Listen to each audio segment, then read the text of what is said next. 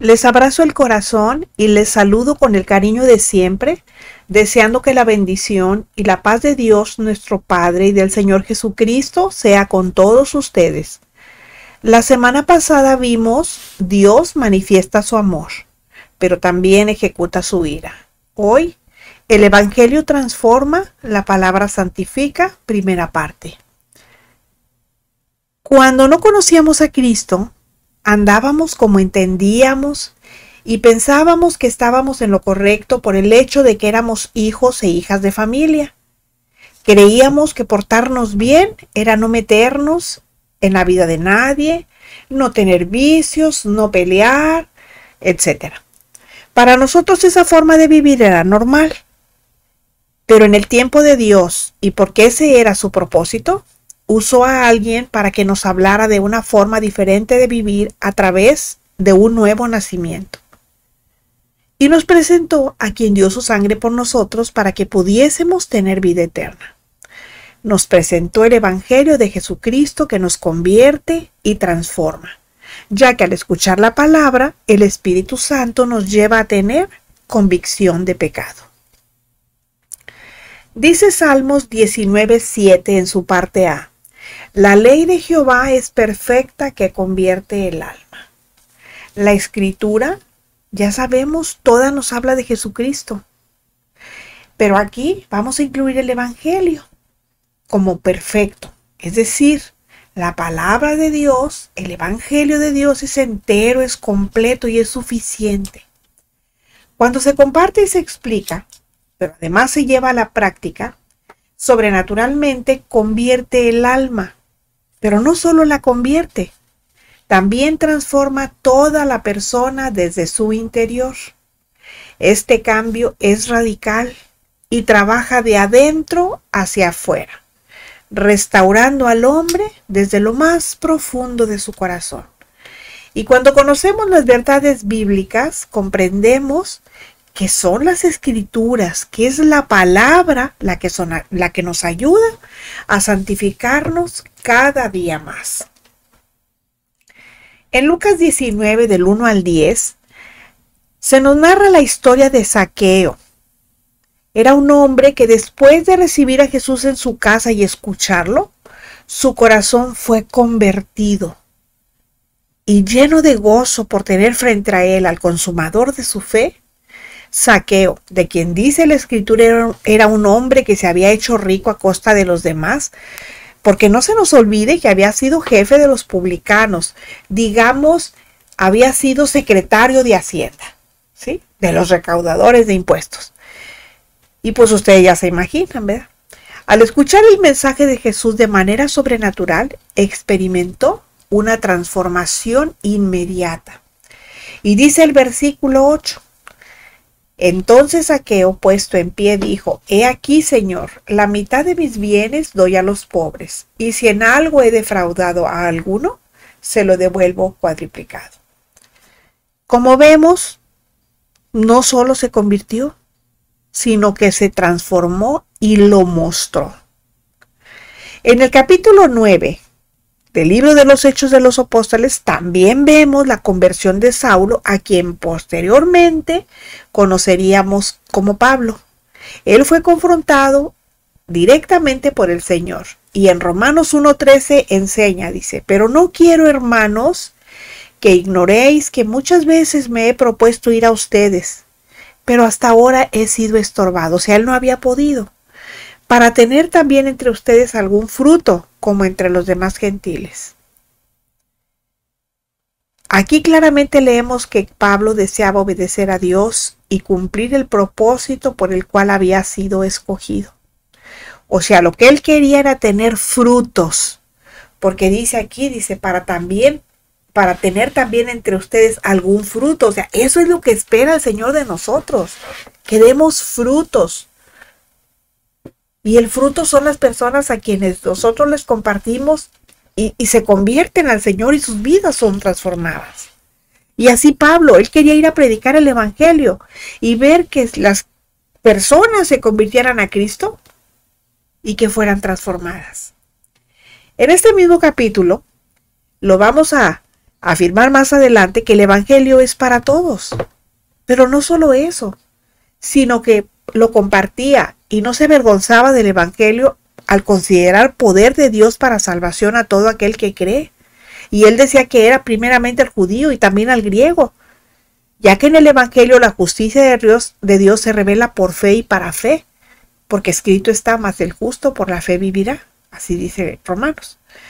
Cuando estudiamos sus epístolas, las epístolas de Pablo, nos damos cuenta que el apóstol a los gentiles, porque así Pablo fue llamado para eso, fue escogido para predicar a los gentiles, así como Pedro para predicar a los judíos, a la casa pequeña de Israel. Tampoco pudo olvidar la experiencia de su conversión al cristianismo. Y no se nos olvide que él había sido uno de sus más acérrimos perseguidores. O sea, Torquemada se queda corto al lado de Pablo. Y recordemos que cuando eso sucedió, iba rumbo a Damasco con una consigna. Y esa consigna era arrestar a todos los cristianos que encontrara. Por eso se le escondían, porque Pablo era el terror de los cristianos. No obstante, después de su conversión, su vida fue transformada. Dios le devolvió la vista que perdió cuando cayó del caballo, fue bautizado, fue lleno del Espíritu Santo y comenzó a predicar el Evangelio dando testimonio de su fe. ¿Por qué? Pues porque su vida fue transformada. Pienso que una de las causas por las que no se testifica como se debería es porque no se tiene convicción del poder del Evangelio. Si en realidad se creyera que es poderoso para transformar vidas, no se dudaría en confrontar a nadie con la verdad. Y el apóstol Pablo fue una prueba viviente de ello. El Evangelio es la buena noticia acerca del sacrificio completo de Cristo en su muerte, sepultura, resurrección y regreso, porque Él pronto va a regresar. En eso consiste el Evangelio.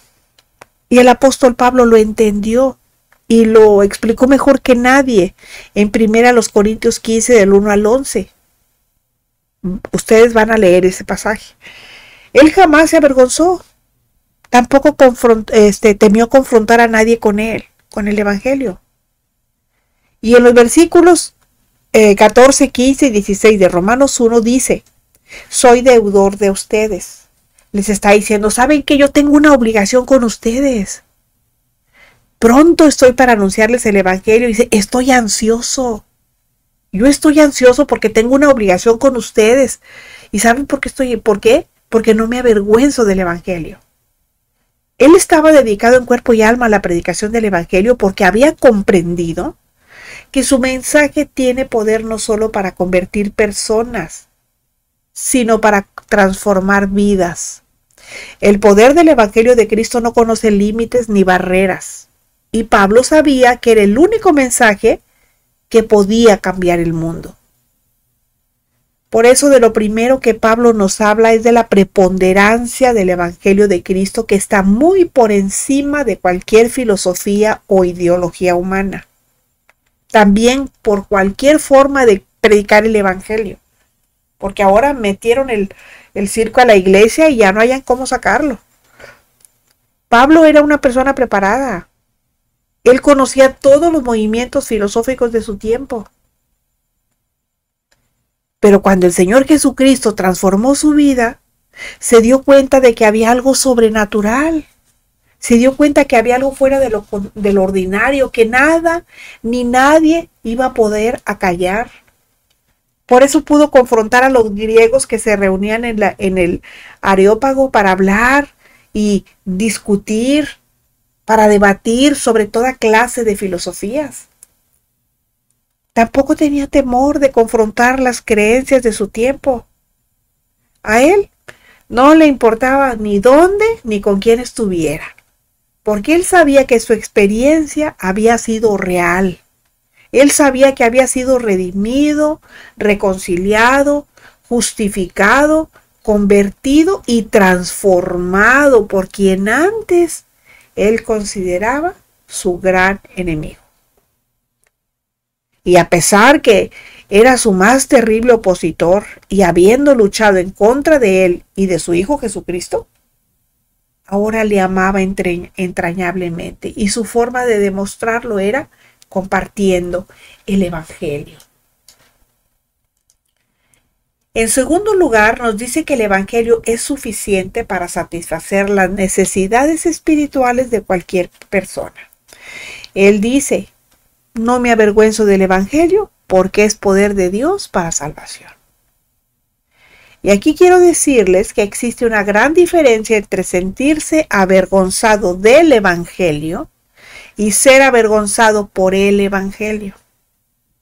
Recordemos que la preposición por se usa para señalar causa o motivo de algo que hacemos. Y si nosotros somos cristianos fieles y estamos comprometidos, pues seguramente vamos a ser avergonzados por el Evangelio.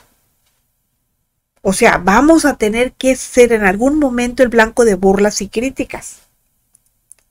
Yo recuerdo cuando mi esposo y yo estábamos recién casados, nuestros vecinos, porque vivíamos en otra ciudad, nos invitaron a una boda y fuimos. Y pues ustedes ya saben, cuando la gente no conoce de Dios, pues sirven de todo, ¿verdad? Y le ofrecen una cerveza y él dice, no, dijo, yo no tomo, yo quiero un refresco si tiene, o agua si no hay refresco. Y se empiezan a reír. Dicen, ay, pues mejor te traemos leche. O sea, eso era una burla. Pero ¿saben qué? A él no le importó. Porque hay una buena razón para no avergonzarnos del Evangelio. ¿Y saben cuál es? Vamos a leer qué dice Hebreos 12:2. Puestos los ojos en Jesús, el autor y consumador de la fe, el cual por el gozo puesto delante de él sufrió la cruz, menospreciando el oprobio, y se sentó a la diestra del trono de Dios. El oprobio, pues ustedes ya saben que es una deshonra, es una afrenta, es una vergüenza. Contra Jesús era cruel, era un rechazo cruel y humillante. Sin embargo, en lugar de sentirse avergonzado, ¿saben qué hizo? Enfocó su corazón en el gozo puesto en Dios. En otras palabras, aseguró el triunfo de su muerte y resurrección para salvar a los pecadores al poner su mirada en su vuelta a casa, para que Dios lo guardara de ser avergonzado. Y cuando él se sintió tentado o quisieron avergonzarlo, ¿saben qué hizo? Resistió el dolor a corto plazo para garantizar la ganancia a largo plazo. Y Pablo hace lo mismo. Fija sus ojos en Cristo. ¿Por qué? Porque el Evangelio es poder de Dios para salvación a todo aquel que cree. Esta es la misma manera en que Jesús se sobrepuso a los sentimientos de vergüenza cuando fue insultado por causa del Evangelio. Jesús miró el triunfo gozoso de su muerte y resurrección. Y Pablo miró el gozoso triunfo del Evangelio en salvación eterna. Entonces, como se trata de un asunto legal, al haber infringido las leyes divinas, el Evangelio es el único poder de Dios para salvar al hombre de la condenación por el pecado. Romanos 6:23 dice que la paga del pecado es muerte.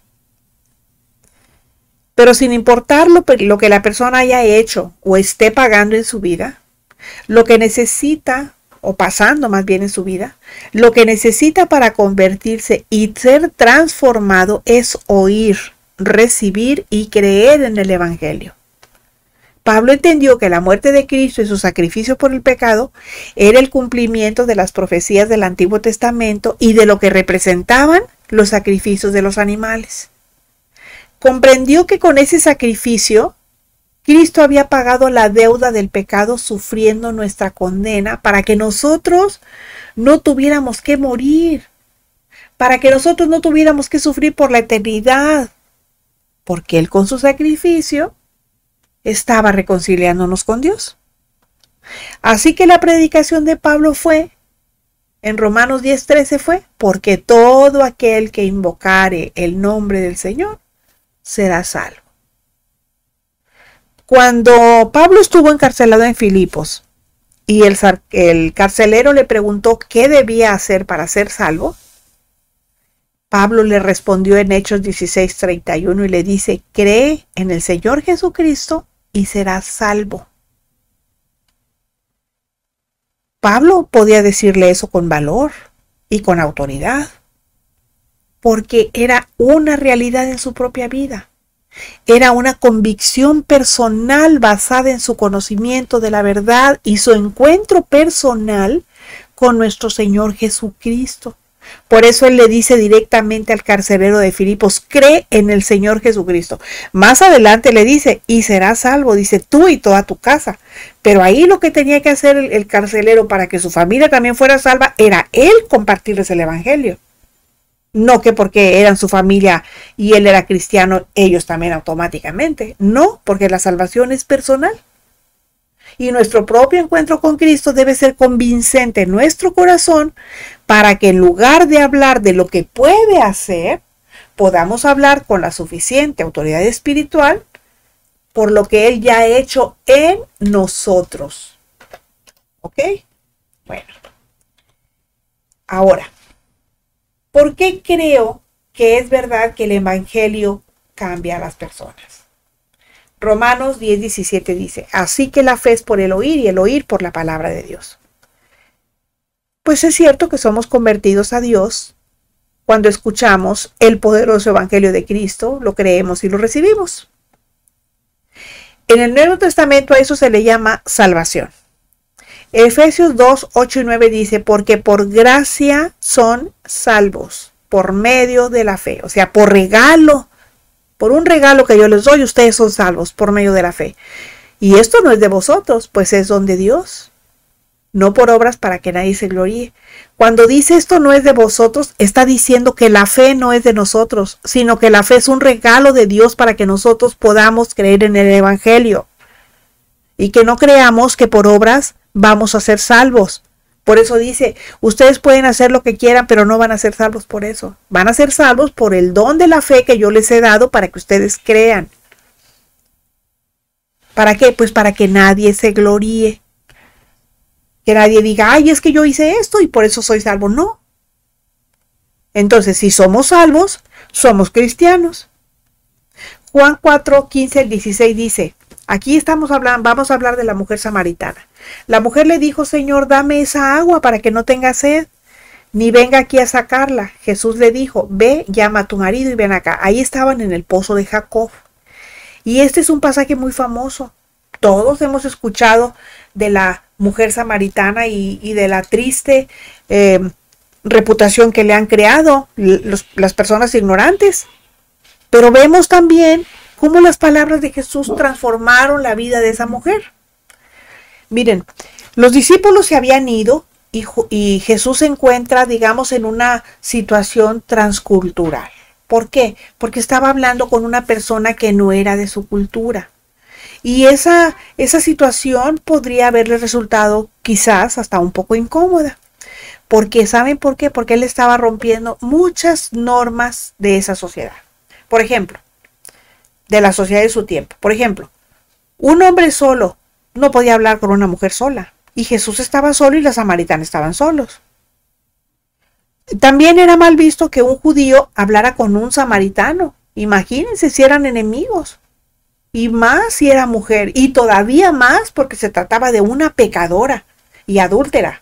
Aquí aclaro el punto. Adúltera espiritual.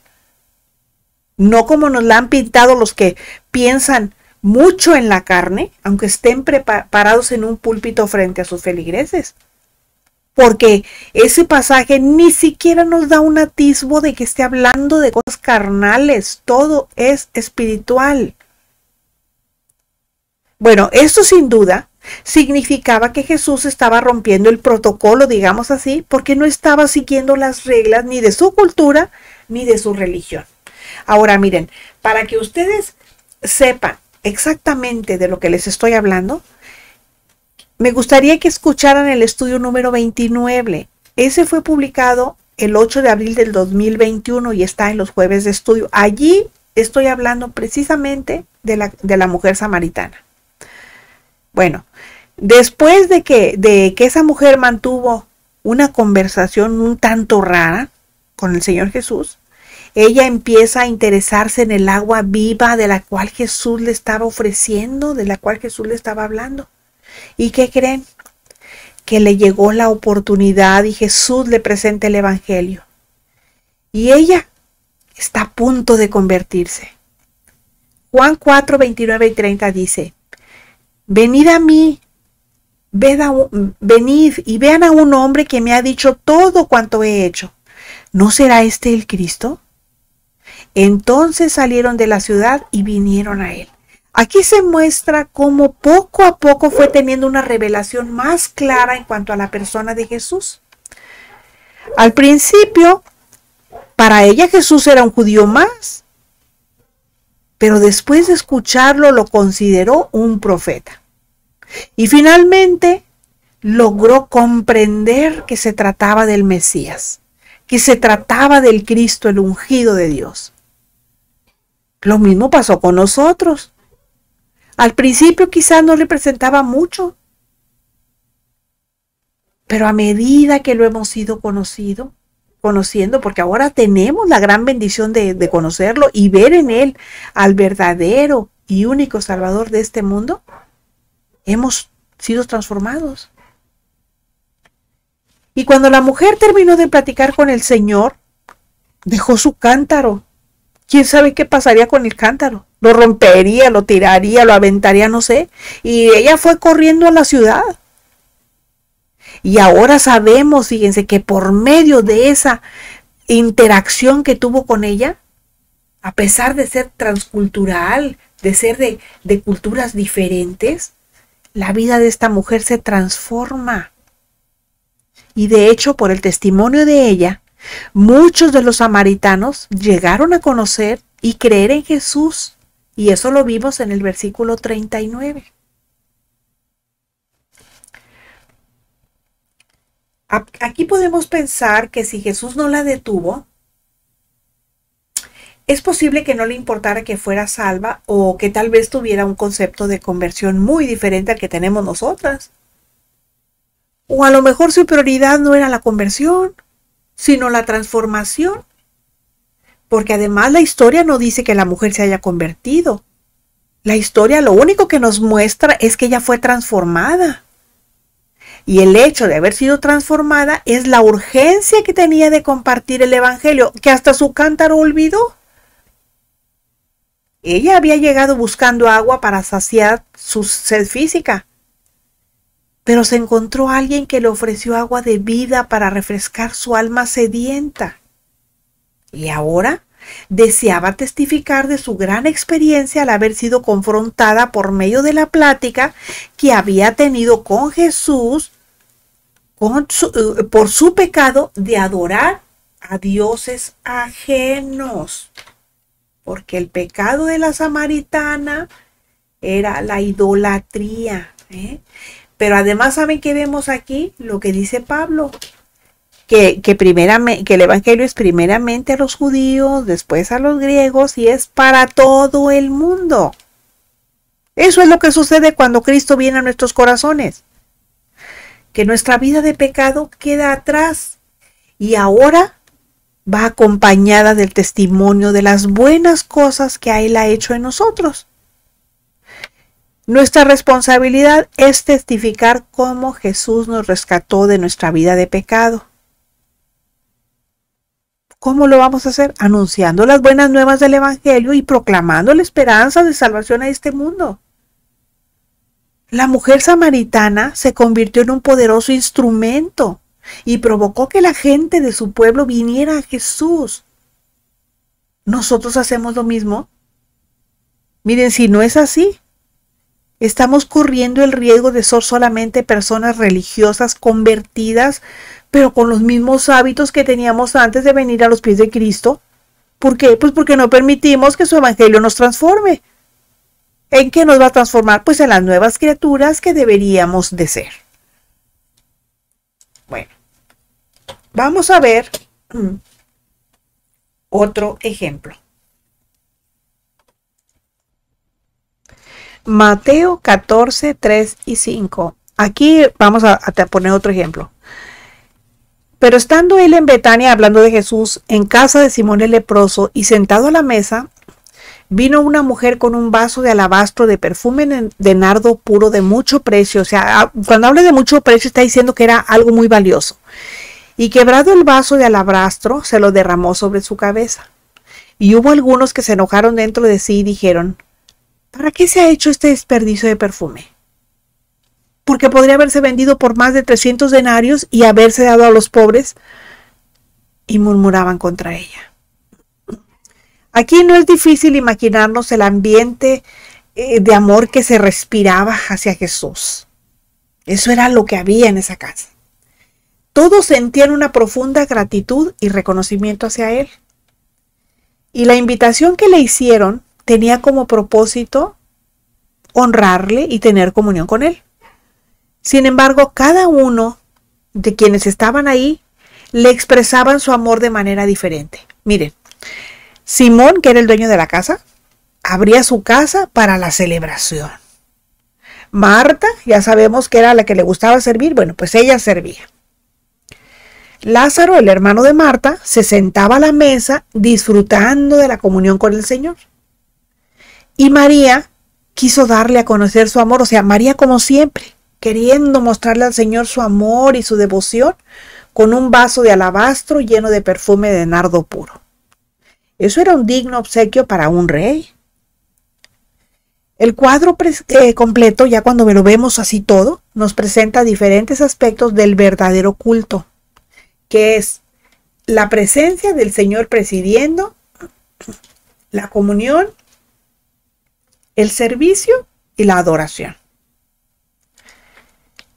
Los discípulos, que nunca faltan, calcularon que el valor del vaso de alabastro blanco podría ser aproximadamente de 300 denarios. Eso equivalía al sueldo de una persona por un año de trabajo. Pero ¿saben qué? Que a María no le importó, porque ella tenía un corazón transformado. Ella se había convertido al Señor, pero su corazón estaba transformado. Y cuando llegó hasta donde estaba Jesús, quebró el vaso que contenía un ungüento y lo ungió. No sabemos cómo lo consiguió, pero sí entendemos que era tal su transformación que no le importó el precio. Y el aroma que se desprendía del perfume era la devoción y amor que surgían de su corazón completamente entregado en adoración al Señor. Aquí no podemos perder de vista un detalle fundamental. María no veía a Jesús como un hombre. Ella lo veía como el mismo Hijo de Dios encarnado. Marcos 14, 4 y 5 dice: y hubo algunos que se enojaron dentro de sí y dijeron: ¿para qué se ha hecho este desperdicio de perfume? Porque podría haberse vendido por más de 300 denarios y haberse dado a los pobres. O sea, ellos murmuraban contra ella. Contrario a lo que acabamos de aprender sobre la transformación, aquí tenemos a quienes solamente son convertidos, pero no transformados. Por eso murmuraban contra ella. Porque mientras la mujer entendió que la única forma de responder al amor es amando, ellos se enojaban. Y por esta misma razón, quienes nunca han aceptado el amor de Cristo en sus vidas, estiman la devoción por Jesús como un desperdicio. Y así hay quienes nos critican cuando dedicamos tiempo a orar, a estudiar o a hablar del Evangelio, porque para ellos eso es perder el tiempo en la tierra. Pero para nosotros es acortar nuestro camino al cielo. Lo triste del caso es que fueron algunos de los discípulos quienes empezaron a murmurar contra la mujer. Y esto es lo que nos dice que solamente eran convertidos, no transformados. Porque miren, si hablaban y se comportaban como cualquier hombre natural, aunque eran seguidores de Cristo, seguían siendo carnales. No habían entendido que cuando el Evangelio transforma, enseña a trabajar, a dar para el reino de Dios. Y si no es así, solo es religión que entretiene y enseña a trabajar para una denominación o grupo. Es más, mire, que nos quede claro, la manera de servir mejor al diablo, ¿saben cuál es? es no haciendo nada para el reino de Dios. En 1 Corintios 3, del 1 al 3, es Pablo hablando, dice, de manera que yo, hermanos, no pude hablarles como a espirituales, sino como a carnales, como a niños en Cristo. Les di a beber leche y no vianda, porque aún no eran capaces, ni son capaces todavía, porque aún son carnales. Pues habiendo entre ustedes celos, contiendas y disensiones, ¿no son carnales y andan como hombres? En este pasaje, el apóstol Pablo se está dirigiendo a los corintios como hermanos. Ese era un término que él usa casi exclusivamente para referirse a otros cristianos. Luego los describe como carnales. Entonces, podemos concluir que aunque alguien se diga cristiano, puede ser carnal. Y en el caso de la mujer que había quebrado ese frasco de alabastro para ungir al Señor, hubo disensión. No todos estaban de acuerdo entre ellos, porque no aceptaban la decisión de la mujer en cuanto a ungir a Jesús con el perfume. La queja que expresaron es que aquel hecho les parecía desproporcionado y que el dinero o los 300 denarios en el que valuaron aquel perfume podían haber sido aprovechados de otra manera mucho mejor, según ellos. Con estos comentarios estaban expresando que para ellos Jesús no se merecía tanto. Pero no solamente lo hicieron, no lo expresaron, sino que lo hicieron sin ningún tipo de delicadeza y sensibilidad. ¡Ay, qué desperdicio! O sea, daban a entender que lo que la mujer había hecho era como si hubiera tirado dinero a la basura. Eso habla de la dureza de su corazón. Habla de lo que la mujer había derramado, para ellos significaba mucho porque apreciaban poco al Señor. Pero ella lo que había entregado era muy poco. ¿Saben por qué? Porque a diferencia de ellos que solo apreciaban al Señor, ella lo amaba mucho. Y a los verdaderamente transformados se les conoce por sus frutos, no por su asistencia a los cultos. ¿O cuántos saben de la Biblia? Porque la carne sigue viva. La carne no está totalmente aniquilada. Aún después de la conversión, la guerra continúa. Si no eran apóstatas, se comportaban como tales, porque habían recibido la luz, pero no la vida. Ellos ya les había sido sembrada la semilla, pero no daban fruto. La palabra hablada del Señor Jesús la habían escuchado, pero no para ellos no había sido una palabra viva. La verdad la habían recibido, pero no habían recibido un amor por la verdad. Por eso las famosas campañas de sanidad, de victoria, de milagros, de prosperidad, a mis ojos son un insulto a Dios. A ver, ¿por qué en lugar de eso no hacen una campaña que se llame Tome su cruz y nieguese a sí mismo?